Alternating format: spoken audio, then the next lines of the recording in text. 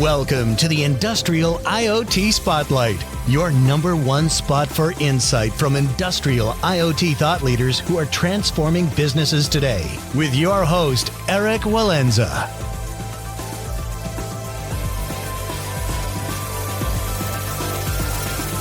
Welcome back to the IoT Spotlight podcast. I am joined today by Ed Kuzemchak.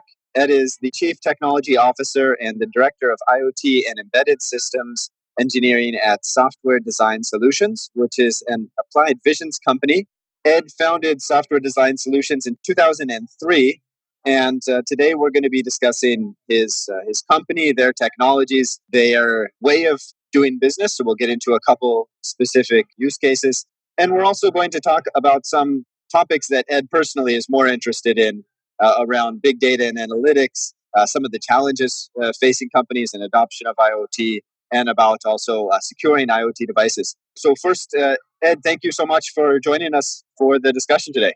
Eric, thank you for having me on. I gave a quick introduction to yourself, but can you give us a little bit more breadth into your background prior to founding Software Design Solutions? I started in the embedded systems industry in 1988. I spent some time with in a defense contractor, Raytheon company, and from there I went to a small startup. This was spun out of Carnegie Mellon University here in Pittsburgh, which was required later by Texas Instruments. A number of years at Texas Instruments, working on digital signal processing, deep embedded stuff, working with a lot of Fortune 100 kind of companies doing audio signal processing, video signal processing. And that's really where I got a feel for what kind of things people really care about in the deep embedded, hard real-time environment. And then founded Software Design Solutions in 2003, focusing on industrial control, medical systems, transportation systems, a little bit of defense systems. And, a lot of what we do since the beginning really is now called Internet of Things, but back at the time, that word didn't exist. It was called machine-to-machine communication, or perhaps it was called industrial control, or it might be called systems control. It all had to do with a host computer of some kind connecting to a piece of machinery and retrieving data from it, processing that information and making that piece of machinery more efficient. I mean, that really, if you start to look at it, that sounds a lot more like what Internet of Things is doing today, adding this cloud layer, though. As the Internet of Things got a little more baked, we started looking for the proper partnership for Software Design Solutions because we didn't have a strong cloud angle. And at the same time, Applied Visions, our sister company now, was looking to enter the embedded market and form an embedded Internet of Things kind of company. And so that really brought the two companies together, where Applied Visions, our sister company, is really focused on cloud, mobile applications, large-scale deployments, and Software Design Solutions continues to focus on the embedded side, sensors and gateway communications and sending data up to the cloud, where our sister company will tend to take over there at the cloud level and doing big data analytics. I have to admit, despite having the word IoT in the name and logo of our company, I still find the term a little bit flexible, right? It can mean a lot of different things, but would you define it as kind of the combination of embedded solutions with cloud technology as kind of the fundamentals of an IoT solution, and then maybe with machine learning or other kind of application specific technologies integrated into solutions on a kind of as needed basis? Yeah, I mean, I agree with you there, Eric, that IoT means a lot of different things to a lot of different people. And just like, Web 2.0 started to become everything that anyone wanted to call new about 10 years ago, IoT is also being kind of painted with that same brush that folks are saying, oh, if I can connect this thing to the internet somehow, I can call it an IoT device. I think there's a little bit more to it than that. I think that IoT specifically means that you are getting some value out of the fact that you're retrieving this data and processing it in a different way. It's not just taking the data that you always could have processed locally and now you're processing it up in the cloud. That didn't really add a whole lot of value there. But if you now can take that data and get additional value out of the fact that you now can do much more processing on it than you had capability of before, because you have much more processing horsepower, say, up on the cloud, or you can join that data with other data. I think that's the real definition and win of IoT, is collecting multiple pieces of data from multiple sources and doing that kind of analytics. It doesn't have to be up on the cloud, but the cloud is just the convenient place to do it at this time. If you look a little bit literally, as the name, the Internet of Things, really the Internet, the value add there is that ability to be able to integrate data from multiple sources, and then to also access applications from, again, multiple sources as needed to process that data, and then to be able to provide those results again to basically whoever needs them in whichever location, as long as they're on an internet enabled device. Where do you see, but certainly for IoT, this is, I would say, in most cases, not realized yet, right? We're often looking really at more M2M solutions, and we kind of call them IoT. And for me, I think that's okay. That's just to an extent where we are today. But if we look at situations where you're working with a customer and you are really bringing data from multiple sources outside of the organization or across department lines, accessing third-party software, are there a lot of cases where this is the fact today, or do you also, in your engagements with customers, typically work more at more of an M2M or kind of a siloed approach, with maybe a more complete IoT solution as being some phase two that might be 1 year or 3 years or 5 years in the future, but is not really realized today? I think it depends a little bit on the customer and the solution, but let me give a couple of broad examples.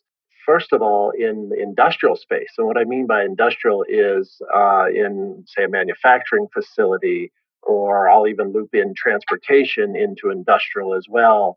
These kinds of systems have had M to M capability for quite some time. Now, maybe there wasn't a whole lot of two-way transfer of information, and wasn't a whole lot of aggregation of information. But industrial machinery has had some amount of sensors added to them for simple monitoring. I mean, that's what SCADA systems were.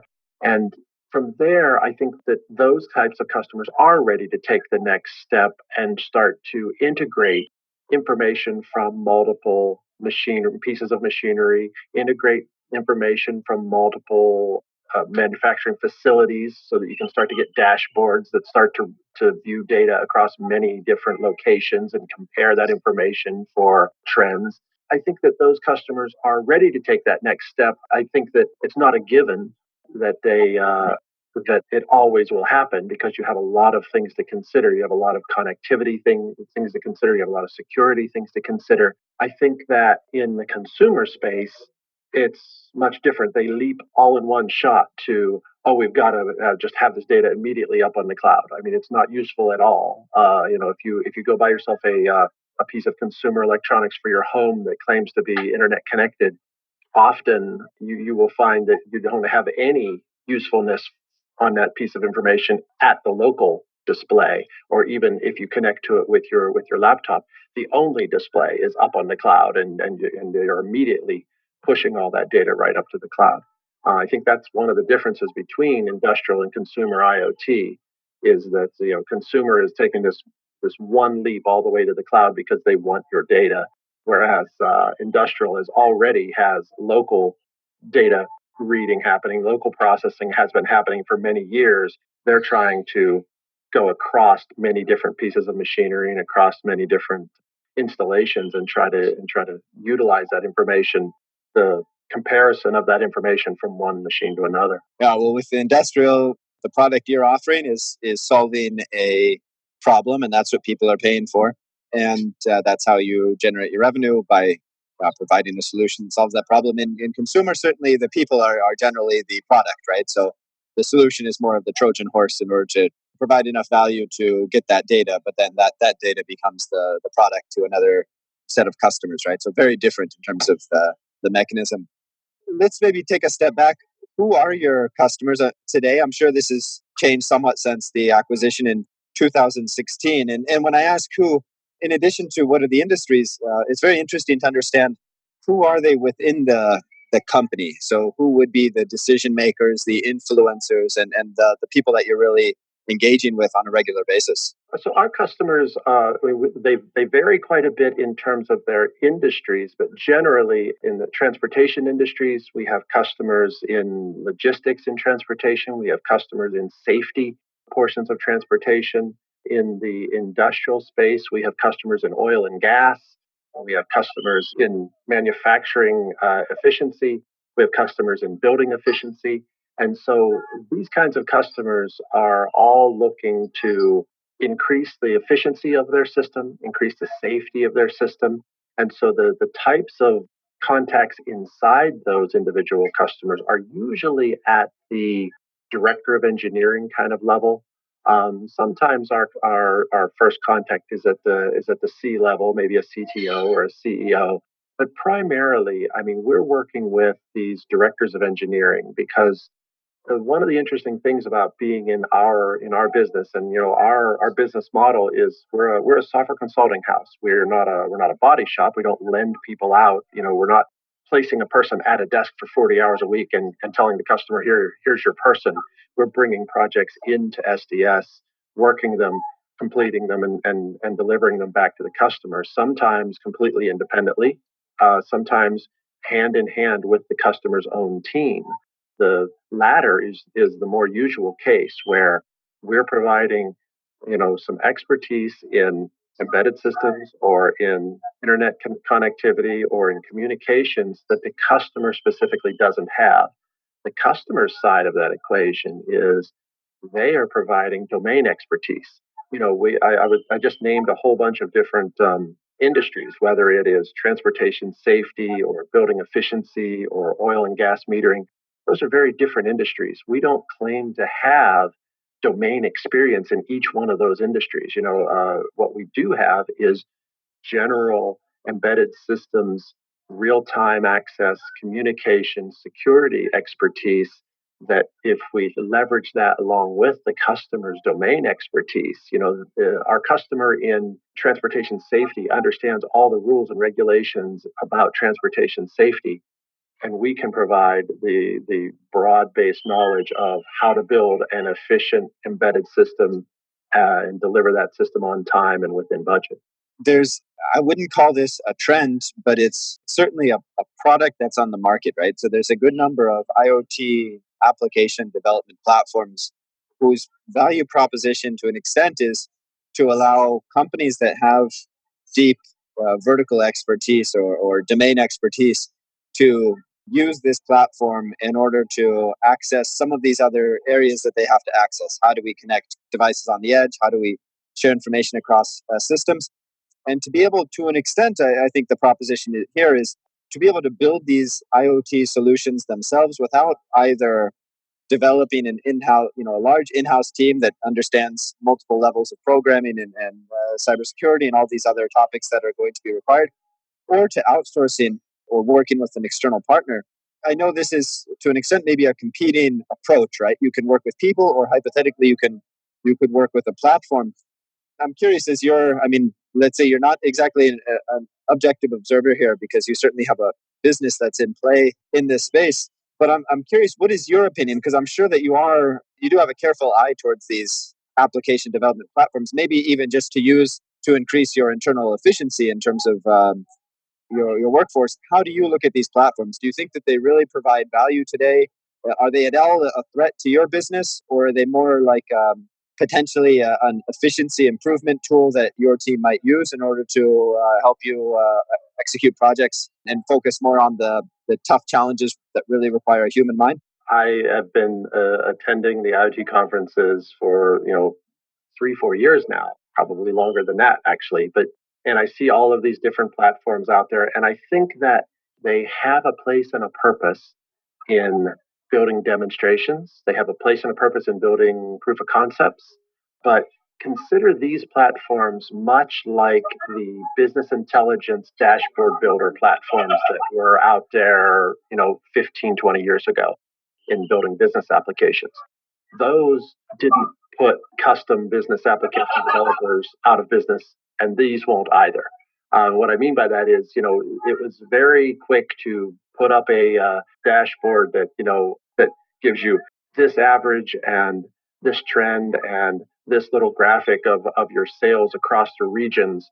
But when it came time to build a production quality system that is specific to the customer's needs, you really had to go to a custom application. And I think the same is to be told here.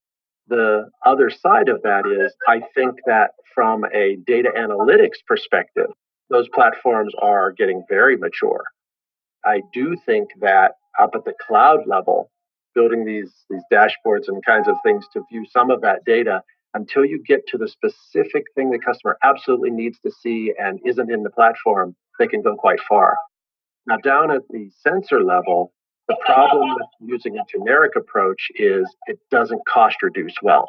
And what I mean by that is, you have to, in the end, often these kinds of platforms have to get the cost of the resulting hardware that needs to go on the system down, and sometimes you're talking where 10 cents or 20 cents means a lot in the difference between one platform spin and another platform spin that you could potentially use. And so having a platform that you can very quickly provide a prototype and do some sensing, but it requires a $40 or $50 Raspberry Pi to do the sensing, and that Raspberry Pi has to be plugged into a wall. That's very different from the customer's end desire that says, oh, I need this thing to run on a coin cell for 10 years and it can't cost more than $4. That is where our expertise comes in, because we can build those kinds of systems where we've power tuned the end result. We have hardware design staff on board here that can do the hardware design and get that bill of materials cost down.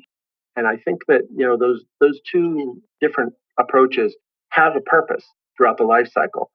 We very often get involved with customers at the proof of concept kind of level, where the engineering manager is presenting the idea to the C level or to their customers, and we will often spin a prototype. We'll use an off the shelf piece of hardware and provide a quick prototype so that we can see the concept of the IoT system, then go forward with, okay, now we need to take this thing from a $70 bill of materials down to a $7 bill of materials, and here's how we would get there. And for platforms like a ThingWorx, Vantic, for these types of platforms, which are software platforms intended to connect disparate systems, do you also see this playing a similar role on the platform side, where they're good for either supporting a team or for mocking up systems quickly, but not necessarily for scaling a highly cost efficient optimized system? Or how would you look at this type of system? Maybe I can also ask, do you work with these? Do you use ThingWorx or Vantic or any of these other software platforms on a regular basis as the basis of a solution that you're building for a client, as opposed to building something more from the ground up using different functional pieces? So I've taken a pretty close look at ThingWorx, and we've looked it over. We haven't used it in a production system or even a proof of concept at this point. I think that system has good points to it. For us, any of the prototype systems that we've tried to build, these drag and drop builders, and I'm not against drag and drop builders. We've built drag and drop tool sets for customers' own devices in our previous history as well. Often the heaviness of the platform is what kind of got in the way of us in the way of us using it even for a prototype. And what I mean by that is, the amount of stuff that we needed to have in place just to get it to work. We don't want to confuse the customer with what they're going to need in the end by saying, oh, we have all this stuff to build the prototype. And they're like, well, do I need all that? Well, no, you don't. You need this small $7 part. A lot of our, particularly in industrial, a lot of our end sensors need to end up very inexpensive because there's going to be so many of them deployed. So the customers that you're working with, at least from our standpoint, we kind of divide customers into three categories. One would be the pure IoT technology providers. Really, their core business is around providing some kind of technology into an IoT solution. The second would be companies that are maybe, let's say, a traditional German machine builder, for example, that's very much in the M2M space, is maybe providing some hardware and software solutions, but they're now looking for how can we transform our existing product portfolio into a more integrated or connected solution, perhaps add intelligence, perhaps have a stickier relationship with our customer by putting data analytics or other applications on top of the hardware that we're providing. And then the third category would be, a Volvo, a buyer, a company that's completely out of the IoT domain, but then their industry is being impacted, either their vehicles, how they're manufacturing, their supply chain. Do you work with all three of these, or do you put a focus on one? Maybe you don't even see the industry or the market in terms of these three categories, but who would be some examples of kind of very typical customers for you? Certainly, I think the last two are very typical customers for us. The first one we do a little bit of, but let me give you some examples of what like the last two would be. So first of all, we work with customers who are building equipment, and that would be your second example, which is customers who are, and in our space, this is customers in the oil and gas industry, customers in the rail transportation industry, customers in the defense industry, and these customers are building pieces of equipment, and they need to provide internet connectivity in these systems to enhance the capability of the systems. In the third category, these are the end users of that equipment. And that might be someone building a particular end device. And that might be and we have customers in the retail industry doing that, providing inventory management systems. We have customers in the security industry. We have customers in those kind of end industries that aren't building any equipment, but are just bringing together a system of, hopefully, if they can possibly do it, off the shelf components and fielding a system that way. The majority of our long-term customers are in that second category, which is the building of equipment and making that equipment more efficient for their end customer. The end customer in like an oil and gas industry is interested in the data. They're not interested in how the data is being gathered and sent and collected, but they are interested obviously in the data that they can receive from their system to make sure that their oil and gas distribution system is performing properly, that is performing safely, that they're getting the best amount of efficiency that they can out of it. So maybe let's take that example and run with it. The oil and gas example. This is maybe a great example because you have a big opportunity, I think, in the space to achieve efficiencies or to alter how processes are done. You also have a lot of challenges related to safety, related to remote operating environments, very high costs of downtime, etc. Maybe walk us through what might, if you want to use a recent example or maybe just a typical example, and then let's dive into some of the main challenges that you commonly face that some of our listeners might expect to face if they're also going to be deploying solutions of a similar type. So I think in any kind of industry, and we'll take oil and gas as the example, any kind of industry where you have remote systems, you run into a lot of interesting issues with communications. You may have, if you think about, the difference between that and a consumer environment. A consumer environment, you can expect that consumer in their home has high quality Wi-Fi that is always there. And by the way, if automated doorbell or your camera monitoring your pet, goes offline for a few seconds, it's really the world's not going to come to an end. But in a safety critical environment, you have to have these systems up. And so what they have to be able to do is they have to be able to run disconnected. They have to be able to continue to be autonomous, but at the same time, we want to have the ability to send data whenever communication is available. And that communication might have limited availability because of the terrain that you're in. You might have limited communication in terms of the amount of bandwidth that you can do. There's a lot of great communication systems being developed out there with LoRa and Sigfox and all of these LP-WAN kind of communications, these low power wide area networks. But at the same time, there are still many parts of this earth where those systems are not going to reach. And sometimes the only thing you have is satellite communication, which is very slow, very expensive. And so you have to be able to have the system continue to run completely disconnected and independent, just like it did long before the Internet of Things came around. Then as communication is available, and when with however much bandwidth you have, with however much reliability you have, send that data up to the cloud so that it can be processed. I guess I would say there's a lot of discussion around how much data should be sent up to the cloud and how much should be processed locally. Just last week, 2 weeks ago, I did a presentation at IoT DevCon, Machine Learning DevCon, about processing data locally without sending it up to the cloud, doing machine learning at the not at the edge, but in what we call the fog. Do your processing, do your machine learning locally because you can't afford to send all that data up to the cloud, and then send the results up to the cloud for further processing, further coordination and interpretation with other data. But there's a lot of industrial systems.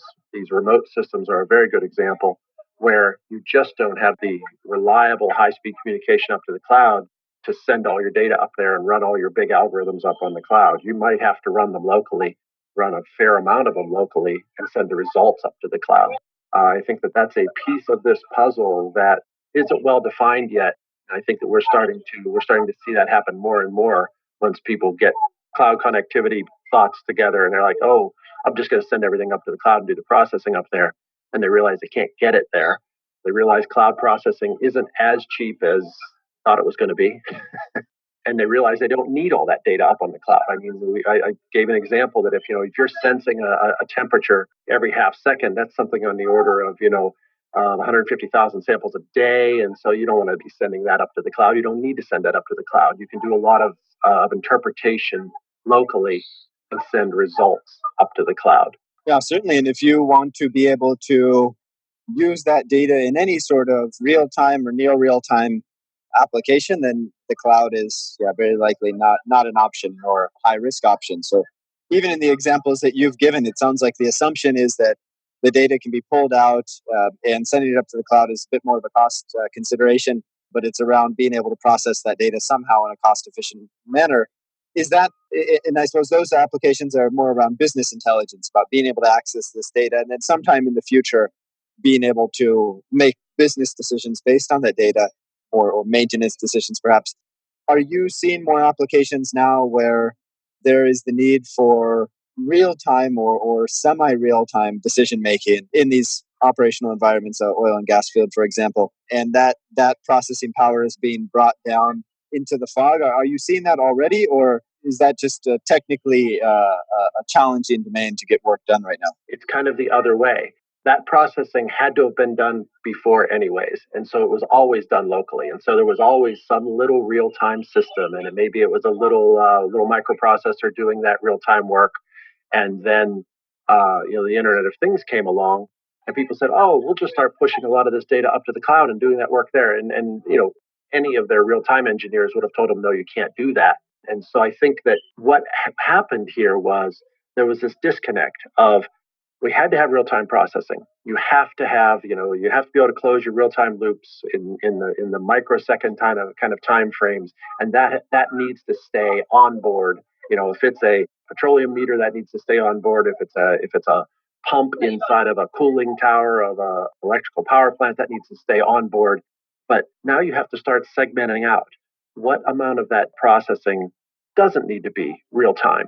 What amount of that data can be used valuably if we can combine that data with other data and start to correlate it together. So if we can start to if we have a vibration monitor on a pump, or a temperature monitor on a bearing, it's important to be sensing that locally, but you really would like to be able to correlate those two values together.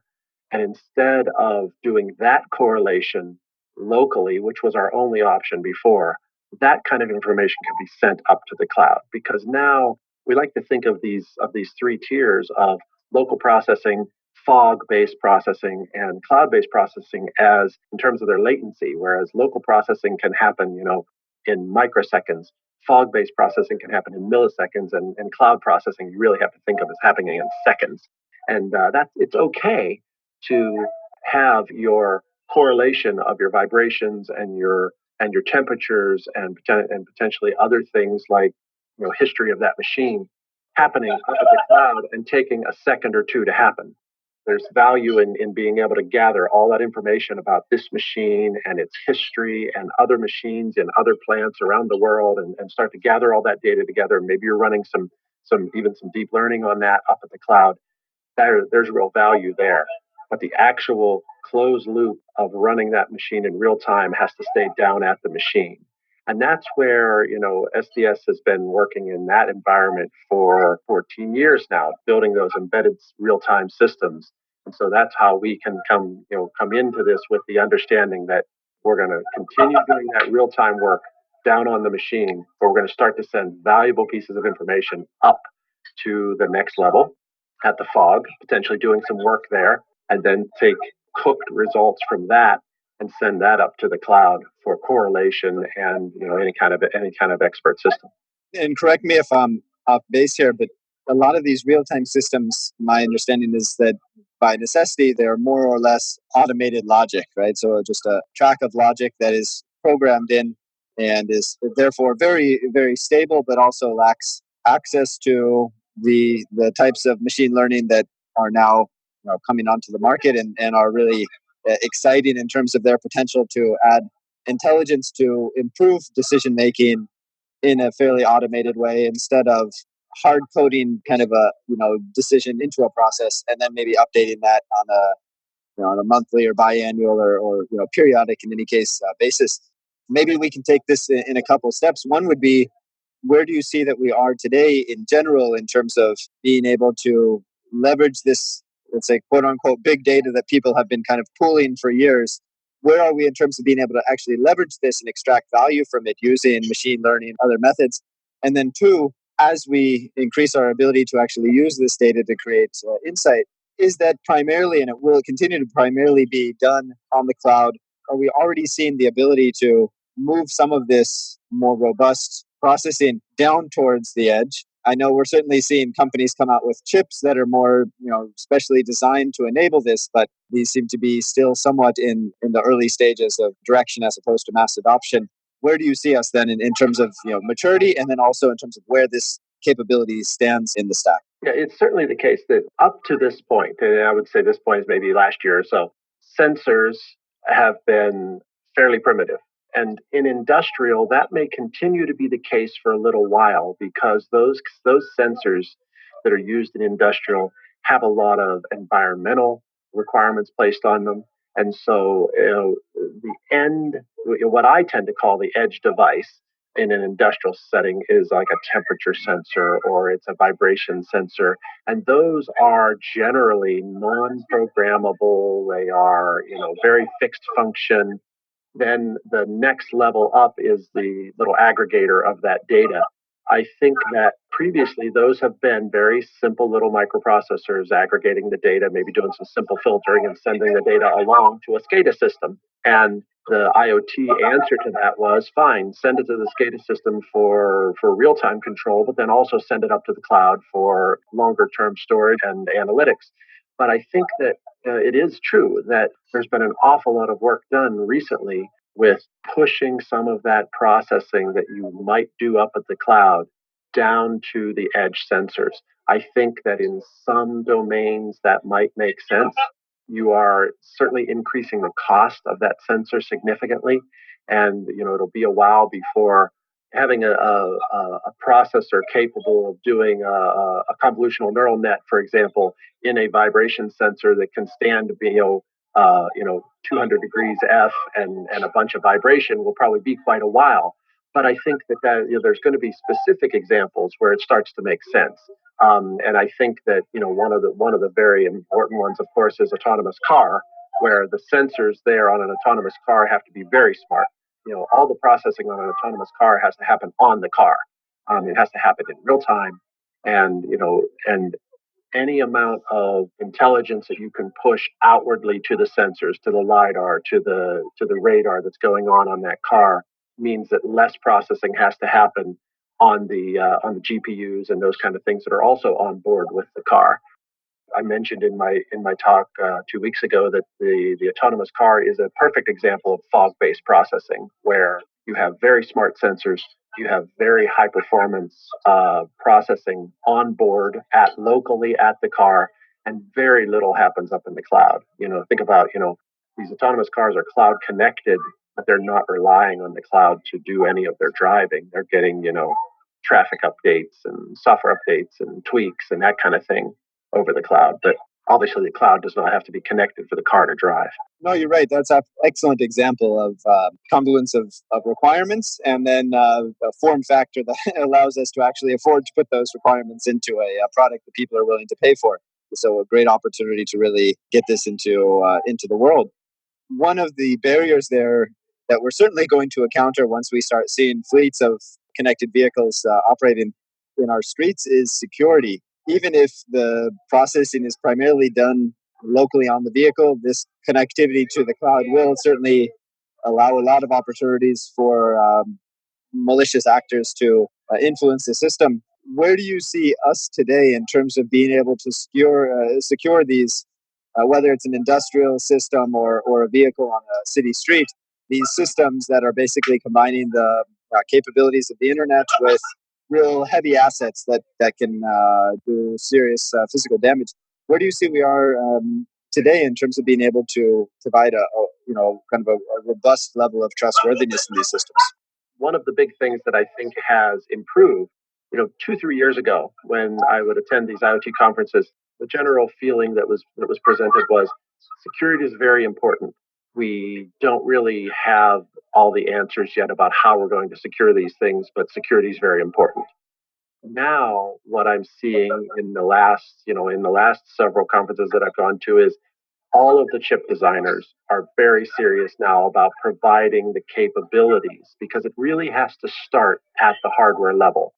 Security I like to say that security is a weakest link problem.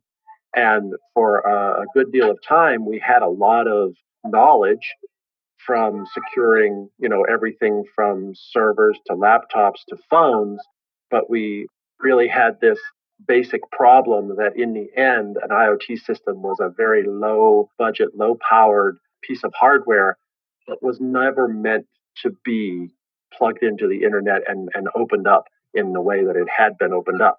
Now you see all the hardware vendors, whether it's the STs or the ARMs or the Texas Instruments, those folks are all providing hardware security baked into the processor, everything from trusted program modules to secure boot.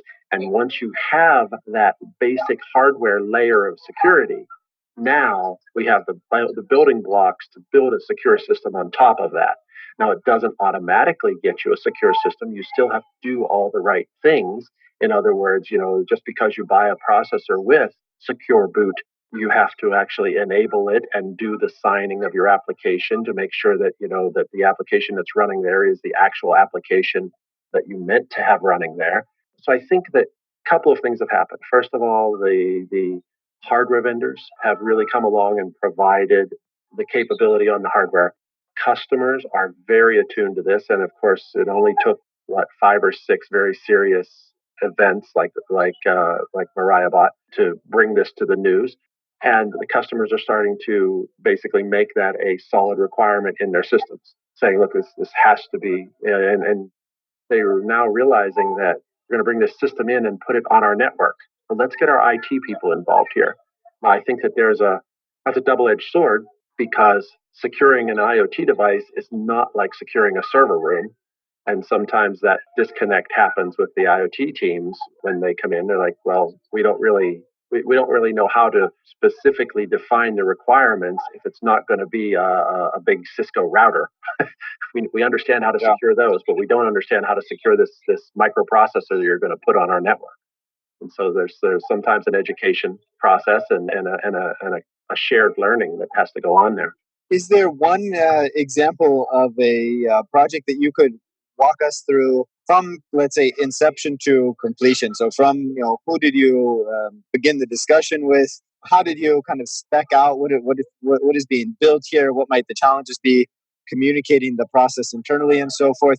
And we can certainly leave a company's name off, but I think it'd be interesting for people who are looking at building their initial solutions in the space to understand a bit more what is the process actually going to look like when they pull the trigger and decide to devote resources to developing a similar solution. I'll take an example in the retail space.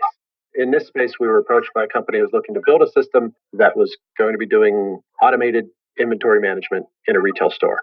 And so with that system, the company that approached us had a unique technology that they were building. They were building the hardware for it, but we got involved with them to help them select the proper hardware that would be able to not only do the sensing that they needed to be able to do, but also give them some headroom for later capabilities that they would want to add, as well as the level of security that they would need in the system and the level of capability that would be needed later when we start to scale this system up. So that started with like many startup type projects, that started with simple prototypes. And we built simple prototypes around off the shelf pieces of hardware, back and forth with this company as they were developing their sensor technology and we were developing the software around doing we were doing some image processing, we were doing some specific, lightweight machine learning that needed to be done here, and putting that proof of concept together.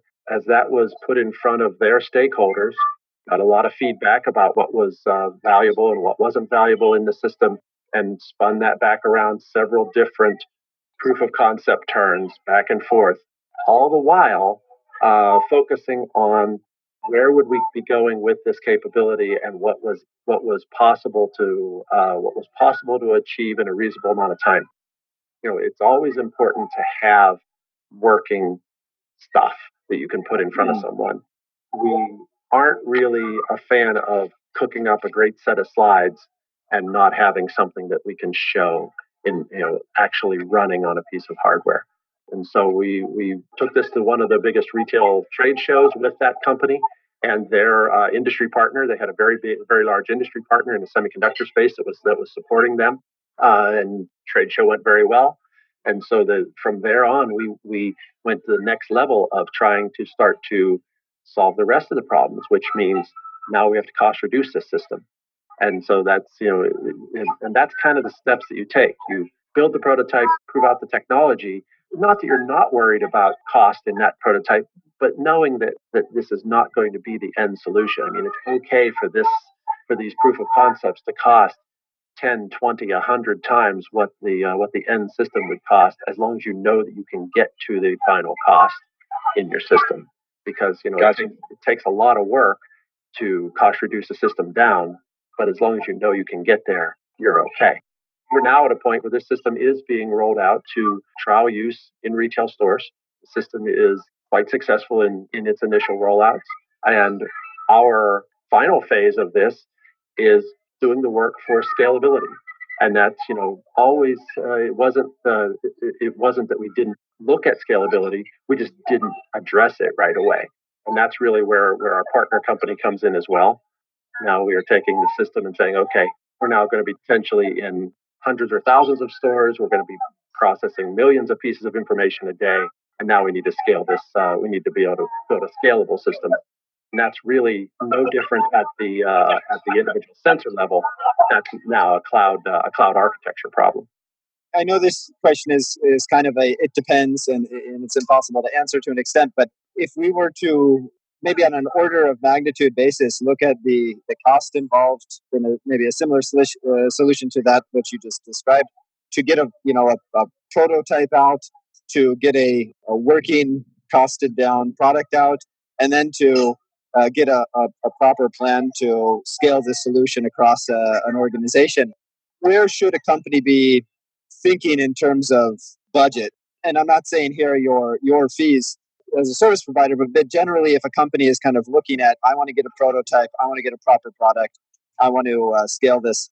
Can you give me kind of a rough order of magnitude of where those three decision points might reside in the budget? I can give you some idea. I mean, so our feeling is that prototypes should be pretty quick. And what I mean by pretty quick is they ought to be a month or two. And that first prototype should be really a prototype of I won't even call that a prototype, but a proof of concept. A proof of concept ought to be a month or two.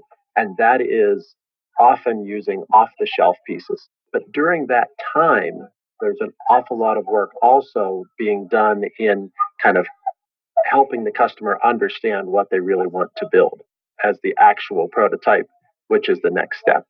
And that's a month or two of, of an architect and potentially some hardware design involvement with the customer, and of course some software hands as well, and of course user interface and human factors folks as well.